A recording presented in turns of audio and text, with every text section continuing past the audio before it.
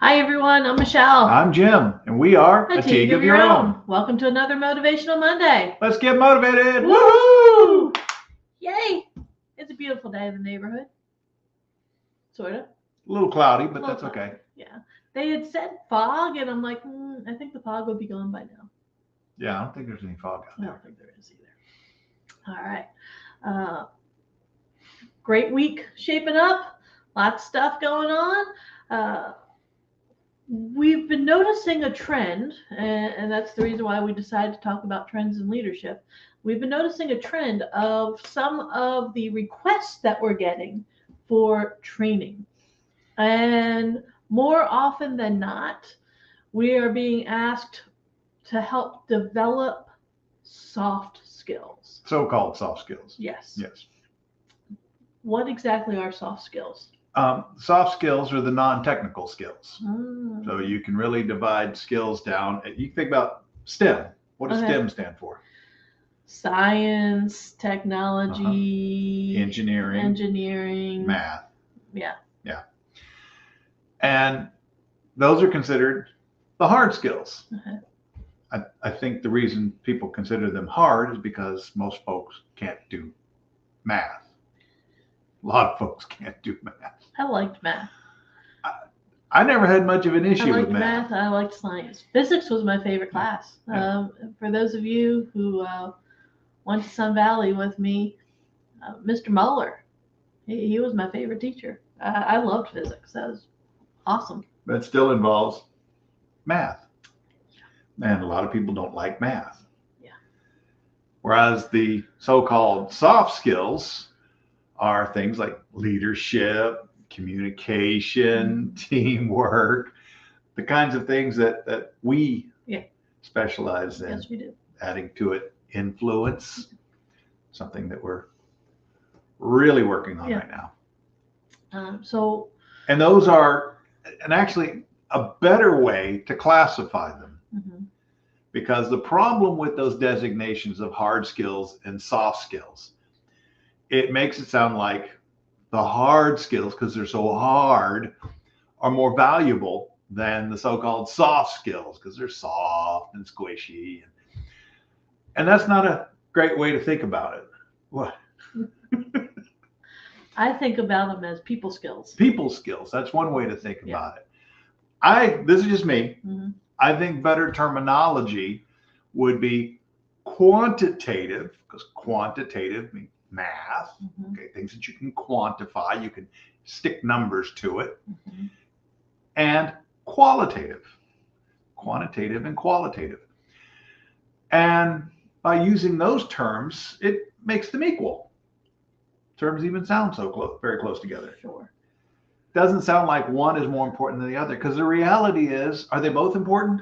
Yes. Yes, they are important. Bunch of researchers out there that are just like, no, they're not equal. I'm just saying it makes them sound like they're equal. If you are one of those people out there who does research, please post something in here for us, whether you do quant or qual. Let us know your thoughts. That qualitative research is incredibly important. I get it. I get it. Because it's hard to stick numbers. So hard. To all of these concepts. Literally, I'll never forget when I was at IUP, one of the professors up there, he's just like, the very first time I did qualitative stuff, he was like, literally, I was trying to count what it was that I was getting.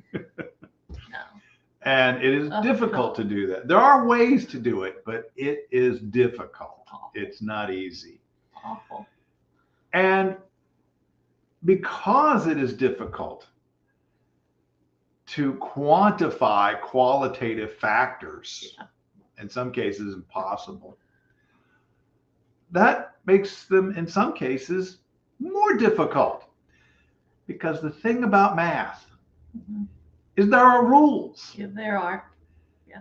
2 plus 2 will always equal what? 4. 4. Unless you're talking about vectors. Well, and there's ways you can mess around with the numbers. Yeah. But the reality is 1 plus 1 equals 2. 2 plus 2 equals 4. That is the way it is. That is the way it always will be. Even animals can count. That's true. It is true. That's how mamas know how many babies they have. That is correct. Because they can count them. You ever watch a dog with her puppies? Mm-hmm. She knows how many she has. Yes. She knows how many are there. They can count. So there are rules to math. There are rules to engineering and technology Accounting. and accounting And finance. You've got numbers. Mm-hmm. So having taught finance for nearly 25 years, Yeah. I found it easy. Numbers are easy. I never had an issue with it. But when you get to the qualitative side, these so-called soft skills, figuring out how to best lead people, because that's what you're dealing with. And when you're dealing with people, you're dealing with emotional creatures. Mm-hmm. Numbers aren't emotional. No. Numbers can make you emotional. Yeah, they can. Yeah. Sometimes they make you cry. But the numbers themselves, No, the numbers themselves, they are there. You don't have to try to figure out how they're feeling, what they're thinking, how to motivate them to get bigger. Nope. Can you imagine that? All right, 7, you want to be an 8. You want to be an 8. You can do it. I believe in you. Yeah. Oh, no. The qualitative side, though, that's what you're dealing with, is you're trying to figure out how to best lead these people, how to get the best performance out of them, what you need to do to help them get the best performance, how to communicate effectively with all kinds of people. How can you influence them in a positive and ethical way? Yes. Always got to say that. I know. Because that's incredibly important. Because you can influence people to do terrible things. Yeah. Just listening to some stories on that last night. Stuff that just makes you want to cry. Mm-hmm. And that's difficult. That, in my view, is more difficult than doing the stuff required for. I think when you get into all of the studying for quantitative versus qualitative, the hard skills versus the soft skills. When it comes to the hard skills, like you said, there are rules. Here's the way that we do it. You've got plenty of numbers. You've got plenty of things that you can look back on, Mm-hmm. and you've got numbers, so it's easy to rate. It's easy to compare. It's easy to tell. Are you going in the right direction? Are you not going in the right direction? When you're looking at financial statements, super easy to tell what's going on with an organization. Soft skills, not so easy. Right. Very hard to compare.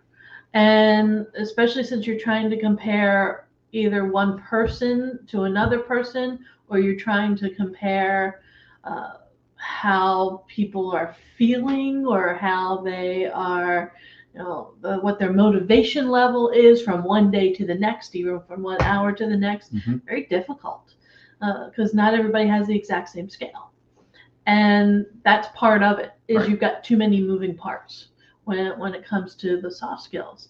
And as a result, people need a whole lot more help figuring out those soft skills. Mm-hmm. People need a whole lot more help figuring out, how do I communicate with other people? How can I help motivate the people who are on my team? How can I get people working towards the same goal and moving in the same direction? That can be a whole lot harder than, how can I sell one more of whatever it is that you sell? Well, now sales falls into the soft skills as well. No, because it's fairly cut and dry.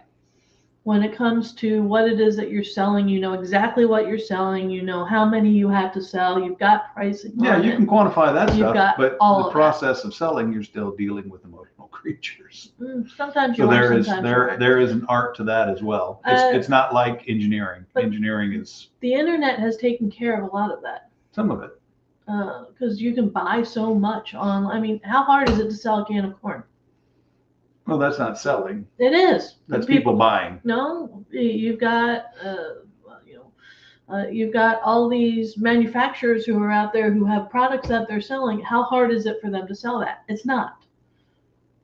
And whereas with other things, it's going to be a little bit harder. See, again, I don't think of commodity products as selling. That's people buying. Selling is when you are selling a car or a new, IT system or something like that. There you really have to go into a company or an organization or deal with an individual and convince them that this is the product that they want and they need. But again, there are soft skills to that as well. Again, yeah, you're right. When it comes to selling, technology and things like that, yeah, you have to know, how it all works. You have to know the quantitative side of it. But then there's also that qualitative side where you're still dealing with people and they're making decisions, trying to, in their minds, make the best decision. So selling, true selling, again, that's part science, part art. Yeah. And for me, cars are easy to buy. But you're buying. Yes. Yeah. Somebody's selling You're it to thinking me. of it as a buy. That's because you are as Paul talks about, he's the kind of person who says, yeah, let me go try out this car. Yep, that's great. That's what I want. Go ahead.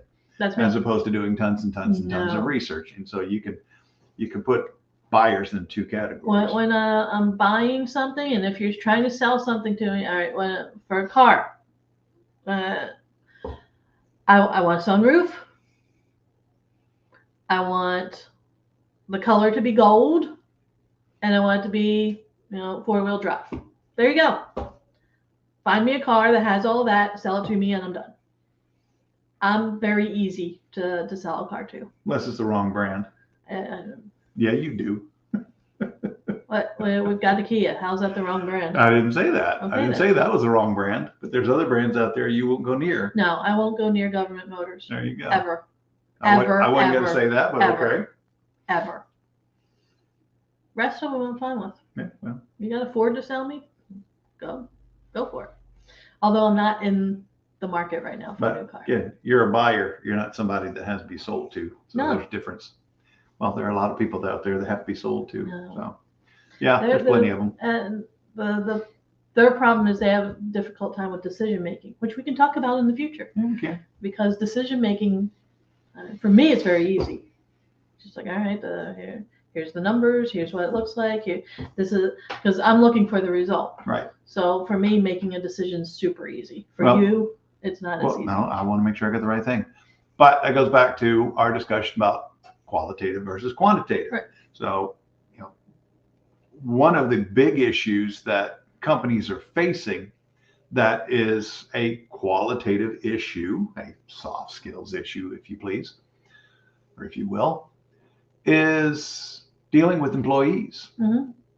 And we were watching some stuff from Dr. Cialdini, Dr. Robert Cialdini, if you do not know. He wrote the book Influence. Yep. He is I guess we could say he's the godfather of influence. Godfather of influence. This is the guy. And we're involved in that organization. So we're going to have some really cool stuff available very soon.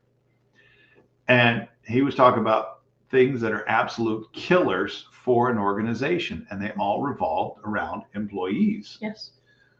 Employees basically not doing their job. Right.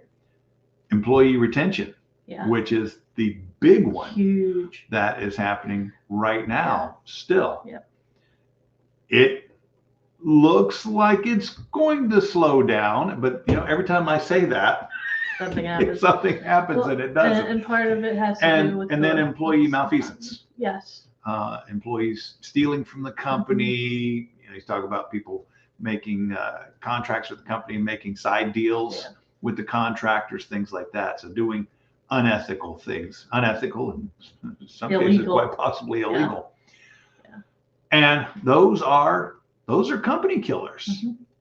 So how do you solve those problems? Well, takes qualitative fixes. I mean, there's some quantitative things that you can do, but take qualitative fixes.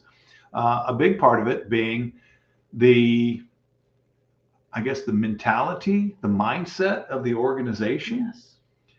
Yes. Companies, managers forget that they have to take care of their employees. Yes. They've got to take care of their people. They've got to treat them right. And when you don't, that's when bad things happen. And that's been, a big part of our experience. And this is the reason why we find that companies need the training that we do, the leadership training that we do, because they have managers in their organization. They don't have leaders. Big difference between the two. Managers, you hire them to help you maintain the status quo. Problem is, managers aren't leaders. No. And they don't know how to lead people. Well, yeah, because you lead people, you manage tasks. Right. The other big thing is leaders generally have a vision. Yes. They look into the future. They see where they want to go. They can look down the road and say, all right, this is the direction that we need to go in. Managers are all about processes and keeping things the way they are. All they see is right now. Yeah. And the problem with keeping things the way they are right now is if your entire organization has that mindset, what's going to happen? It's not going to grow. You're not going to grow, and your competitors are going to run right past you. As I like to tell my students when I was teaching the business strategy class, companies can only do one of two things. You're either growing or you are contracting. And then, of course, almost every semester, I have some wiseacre raise his hand and say, well, what if the company's reached a certain level and they're happy with that? I said, they are still contracting. They're not contracting in absolute numbers. They may maintain, but they're going to have competitors that are still growing. So on a relative basis, relative to their competition, they are contracting. They're contracting relative to the industry as a whole, because companies have to grow. People are the same way. Yeah. When people stop growing, what happens to them? They start withering away. They start withering away. They stagnate. You see this with a lot of older folks when they have reached that point where they have decided, I'm old. I've had enough. Yeah. And they stop growing. They are where they are, and that's as far as they're going to get. So, I mean, we clearly see it.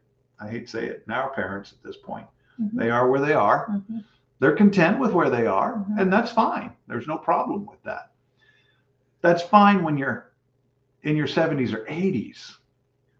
When you're in your 20s or 30s, that's horrible. Yeah. You don't want to be there, and you don't want your people. You don't want your team to be at that point where they go, this is good enough. Yeah, there's way too many people who, you'll see it as young as they graduate from high school. I know, it's crazy. And they're just like, all right, I'm done. I'm done. I don't need to learn anything else. It's Wow. like, no, you have your entire life And some of those folks, they never read another book ever in their lives. Once they get out of school, they're done, which is mind-blowing to us. I can't even imagine it.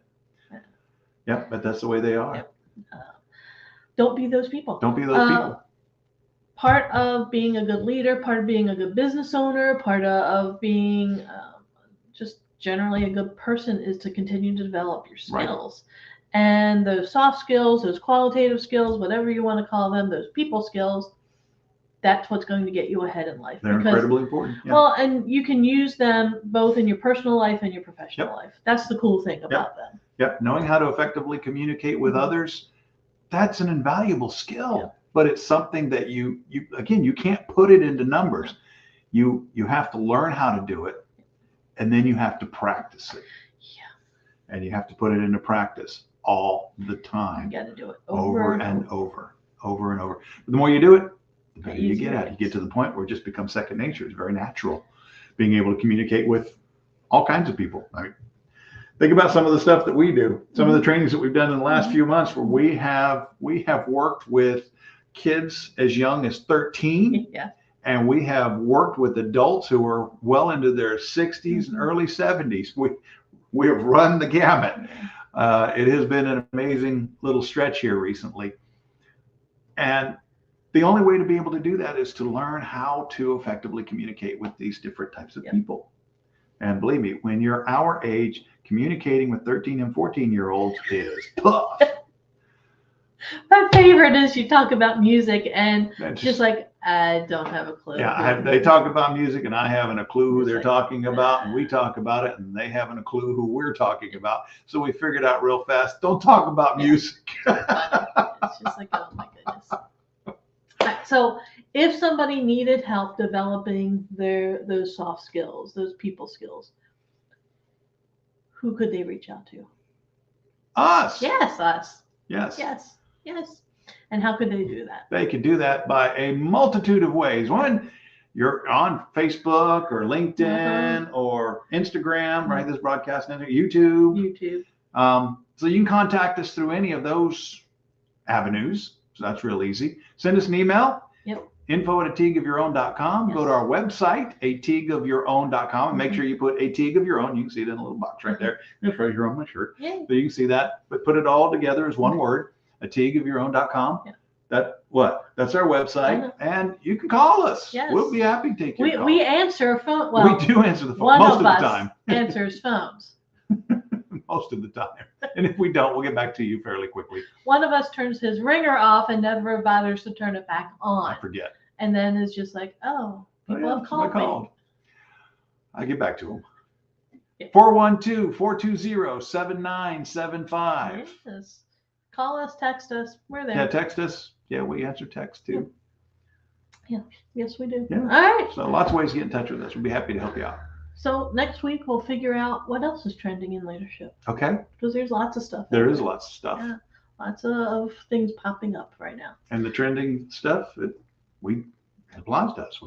We do these things. Amazing how I know. it works. It's great. All right, everyone. We will see you next week. Have a good one. Bye. Everyone.